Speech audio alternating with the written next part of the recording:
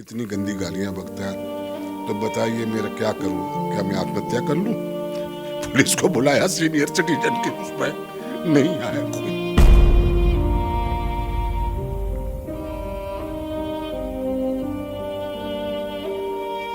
प्रभु किसी को भी ऐसा कमीना बेटा न दे। मैं तो काश ये कहता हूं कि ये बेटा कमबख्त न होता तो ज्यादा अच्छा था। उसने मुझे सिर पे वार भी किया, मेरे टाके भी लगे, मैं वो भी सहती रही।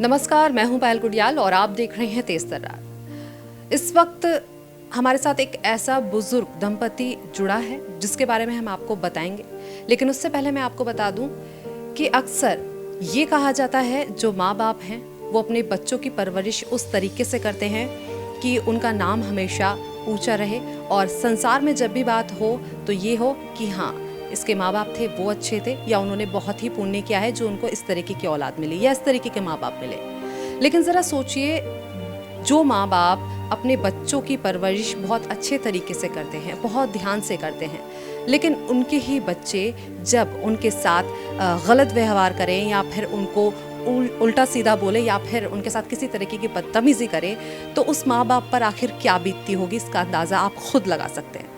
लेकिन आपको यहाँ मैं एक बात बता दूं कि एक ऐसा ही दंपति बुजुर्ग जोड़ा हमारे साथ जुड़ा है जिसके साथ उनके ही बेटे कुछ महीने नहीं, कुछ दिन नहीं, कुछ घंटे नहीं, कई सालों से उनको परेशान कर रहे हैं और सिर्फ परेशान करना ही नहीं, उनको मारते पीटते तक हैं। अब इसी को लेकर जो माँ बाप हैं उस व्यक्ति के, उनसे बातचीत करते हैं और जानते हैं कि आखिर वो कब से अपने माँ बाप को इस तरीके से परेशान कर रहे हैं और आखिर वो चाहते क्या हैं। तो पहले माँ बाप से बात करते हैं और जानते हैं कि आखिर ये पूरा मामला है क्या।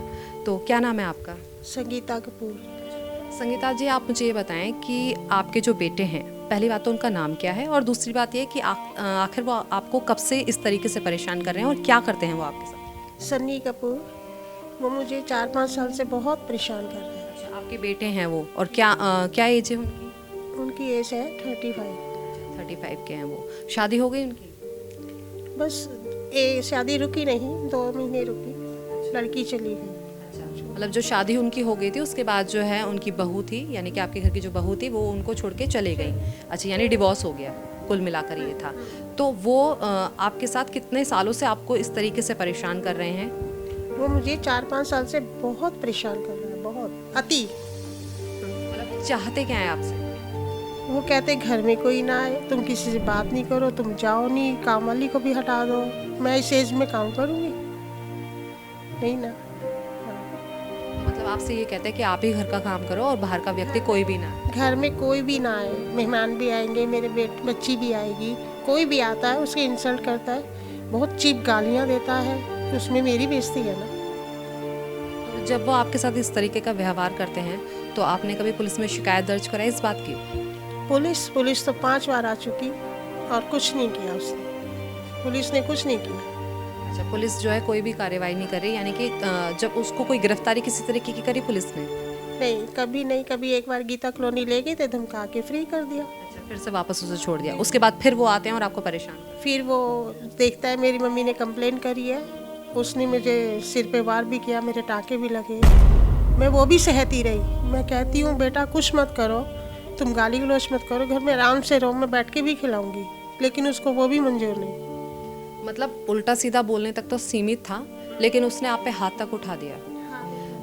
अब सवाल यहाँ पर यह आता है कि ज़रा सोचिए, जब माँ बाप अपने बच्चों की परवरिश करें और उनको अच्छे संस्कार दें और उसके बाद जो बच्चे हैं अपने ही माँ बाप पर हाथ उठा दें, तो उस माँ बाप पर क्या बीतती होगी, ये वाकई में सोचने वाली बात है। अब जैसा कि इनका कहना है कि इनके जो बेटे हैं वो इनको गाली गलौज करते हैं इनके साथ, और साथ ही इन पर हाथ भी उठा चुके हैं और कई चीज़ जो है वो उठाकर इन पर वार कर देते हैं। इसी को लेकर हमारे साथ उनके पिता मौजूद हैं, उनसे भी बातचीत करते हैं कि आखिर वो ऐसा क्यों करते हैं। क्या नाम है आपका? राजेश कपूर। राजेश जी, आप मुझे ये बताएंगे जो आपके बेटे हैं वो कितने साल से आपको इस तरीके से प्रताड़ित कर रहे हैं? करीबन 4-5 साल हो गए बहन जी। 4-5 साल से परेशान कर रहा है, हर तरह से परेशान करता है। मैं अपाहिज हूँ, मेरा जो पैरालाइज हो गया बायां हिस्सा, तब से तो और ज्यादा करने लगा है, क्योंकि मैं कुछ कर नहीं सकता। मार धाड़ भी, गाली गलौज भी, गालियां इतनी गंदी कि मैं आपको इस पे बता नहीं सकता कि वो कितनी गंदी गालियां देता है। मैं बेटियों के सहारे जी रहा हूँ, बेटियां मेरी मदद करती हैं, उन्होंने ही मुझे मकान किराए पे लेके दिया हुआ है, सारा खर्च वो आती है तो उनको गालियां देता है, गंदी गंदी गालियां जो मैं आपको नहीं भी सुना सकता इस पर, इतनी गंदी गालियां बकता है। तो बताइए मेरा क्या करूं? क्या मैं आत्महत्या कर लूं? पुलिस को बुलाया सीनियर सिटीजन के उसमें, नहीं आया कोई, कोई नहीं आता। कहने की बात है सिर्फ मेरी मिसेज ने वुमेन हेल्पलाइन में से फोन किया, आते हैं चले जाते हैं, कोई हेल्प नहीं करते कि क्या किया जाए। कहते हैं जी ये पागल है। अरे तो भाई कुछ मदद करो, इसको पागल खाने पहुंचवा दो। नहीं, कोई नहीं करता, बस परेशान करते हैं, चले जाते हैं। अब मैं क्या करूं ये आप बताइए, क्या मैं आत्महत्या करूं या क्या करूं? जीने का हक ही नहीं है मेरा, मैं किस तरह जीऊं, किसके सहारे? बेटियां भी छोड़ के चली जाएंगी, फिर कहाँ जाऊंगा? कम से कम मुझे इससे बचाया जाए, बस यही मैं कहना चाहता हूँ। और तो मेरे पास कुछ अल्फाज नहीं है कहने के लिए, मैं लाचार हूँ, कुछ नहीं कह सकता। मतलब आपके जो बेटे हैं आपको उल्टा सीधा बोलने के बजाय आप पर हाथ तक उठा चुके हैं, और आपने इसी बात की अगर कंप्लेंट आपने करी पुलिस थाने में तो वहाँ से भी किसी तरीके की कार्रवाई नहीं मिली। मैं थाने तक गया हूँ, कोई हेल्प नहीं करते। पुलिस वाले आते हैं, बस जी इसको ये है करके चले। नीचे मैं देखता हूँ कि भाई नीचे गए थे भी कि हम नीचे हैं, देखता हूँ तो कोई है ही नहीं, सब चले जाते हैं छोड़ के। हम वहीं वो फिर और ज्यादा गालियां देता है, क्योंकि उसको पता है कि पुलिस ने कुछ नहीं किया मेरा, तो वो और ज्यादा परेशान। मतलब कहीं ना कहीं उनका भय जो है वो खुलता जा रहा है, उनको पता है कि मेरा पुलिस भी कुछ नहीं बिगाड़ सकती। पुलिस ने कुछ नहीं बिगाड़ा, इस तरह और खुलता जाता है, तोड़ फोड़ करता है। अभी भी मैं आपके पास आया हूँ, मेरा फोन छीन लिया कि नहीं ये फोन यहीं छोड़ के जाओ। जोर जबरदस्ती आप लोगों के साथ की जा रही है पूरी तरीके से जोर जबरदस्ती करता है, मारकूट करता है। गाली गलौज तो इतनी है कि मैं इसमें कह ही नहीं सकता कि वो किस किस्म की गालियां देता है, ये मुझे कहना भी मुझे शर्म आएगी कहते हुए। बेटियां हैं मेरी, आखिर बेटियों का भी हक है, वो आती है मुझे मदद करने आती है, मेरा किराया भरने आती है। कितनी बेटियां हैं? 2 बेटियां हैं। दोनों बेटियां आपके पास मिलने आती है, तो क्या उनके साथ भी मारपीट करते हैं या उनको कुछ कहते हैं? गाली गलौज करता है, और मारपीट से तो ये बचा लेती है मिसेस उसको कि वो छोटा बच्चा उसको मारे ना। हम भी क्या करें, किस तरह से हम जिए? जीने का कोई हक ही नहीं रखा है हमारा, कोई तो मदद हो हमारी। पेंशन हमें नहीं मिली, मैं चक्कर काटता रहा मंत्री उनके पास, एमएलए साहब के पास में, कोई नहीं सुनवाई हो। मतलब किस एमएलए के पास गए थे आप? अपने एरिया के एमएलए के पास, क्या नाम है उनका? अपने एरिया के पास जो है, क्या सरदार जी जो है उनके, जर्नैल सिंह के पास आप गए? कई बार गया हूँ जर्नैल सिंह जी के पास, कोई सुनवाई नहीं होती, बिल्कुल कोई पेंशन नहीं देते। 73 ईयर ओल्ड हो गया हूँ मैं, मिसेस 60 साल से ऊपर हो गई है, कोई सुनवाई नहीं है। और हम क्या करें, लाचार हैं। इसको दमे की बीमारी है, सांस की बीमारी है मिसेस को, ये भी क्या करें। इसके अलावा आप मुझे ये बताएं कि आपके घर का अब खर्चा कैसे चल रहा है, क्योंकि आपके बेटे तो जिस तरीके से आप बता रहे हैं उनका व्यवहार तो बहुत बेकार है, वो तो आपके साथ अच्छे से रहते ही नहीं। तो अब ऐसे में आप लोग कैसे अपना खान पान करते हैं और कैसे रहन सहन रहता है फिर आप? ऐसा है जी, जितना कम से कम में गुजारा होता है बेटियां दे जाती हैं। मैं झूठ नहीं कहूँगा, मैं तो काश ये कहता हूँ कि ये बेटा कम वक्त न होता तो ज्यादा अच्छा था। बेटियां आती हैं, खर्चा दे जाती हैं, इसमें कोई शंका नहीं है कि वो मेरा सब कुछ देखती हैं, बीमारी का मिसेस का देखती हैं, मेरा देखती है, रह गया उतने में ही हम गुजारा करते हैं जितना वो दे जाती है। जैसे भी हो, चाहे एक वक्त भोजन करके भी गुजारा कर लेते हैं, जितना होता है करते हैं उसके सारे, और क्या कर सकते हैं हम इस वक्त। कमाई का कोई आपके पास जरिया नहीं है, और बस जो बच्चा जमा पूंजी है उसी से आप लोग अपना गुजर बसर कर? उसी से है, वो भी बेटियां आती हैं दे जाती हैं हमें, और हमारा किसी से कोई जमा तो है नहीं कर, कोई आपका सहारा नहीं है। मैं तो यही कहूँगा जी, मैं तो अब सोचता हूँ कि काश तीसरी भी बेटी होती या न होती तो ज्यादा अच्छा था। प्रभु किसी को भी ऐसा कमीना बेटा न दे, ऐसा नालायक न दे जो इस तरह तकलीफ दे। अच्छे भले हम उसको कुछ रखते हैं, फिर भी गालियां खाएं तो ऐसे बेटे की जरूरत नहीं है। उससे तो प्रभु हमें उठा ले, मौत दे दे, ताकि साला ये भटके, इसको पता पड़े माँ बाप के बगैर कौन रोटी देता है। कोई नहीं देता, गुरुद्वारे में भी रोज नहीं मिलेगी इसको पता तो पड़े ना कि क्या होता है माँ बाप का प्यार।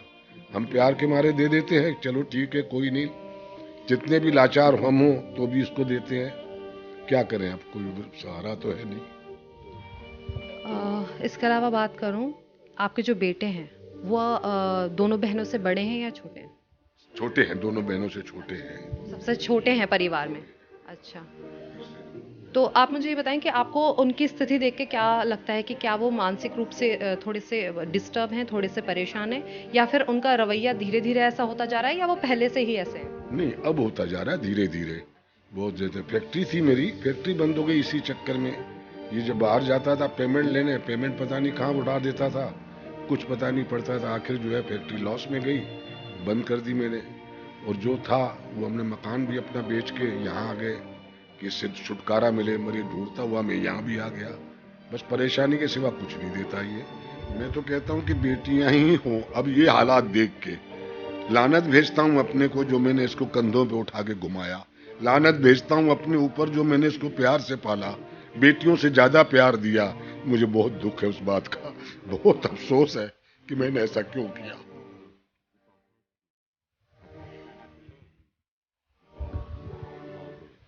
लेकिन टोटल जिंदगी 24 घंटे दहशत में तो नहीं रह सकती ना। तो कहीं ना कहीं एक उन्होंने माहौल बनाया हुआ उस घर में, एक दहशत भरा, जिस वजह से आप लोगों का जीना मुश्किल होता जा रहा है। आप कभी भी आके देख लीजिए, आप अपने आंखों से हमारा लाइव देख लीजिए, हमें कोई वो नहीं एतराज।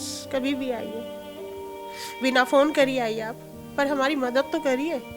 किसी ने नहीं करी, आप करिए। आप आइए, देखिए हम बताएंगे कि हमारी बेटी की सहेली है, देखिए फिर वो क्या हाल करता है। तो कहीं ना कहीं हो सकता है कि वो मानसिक रोगी हो सकते हैं, और उनका जो लेवल है, स्ट्रेस लेवल है, वो काफ़ी हद तक हो सकता है कि वो बढ़ चुका हो।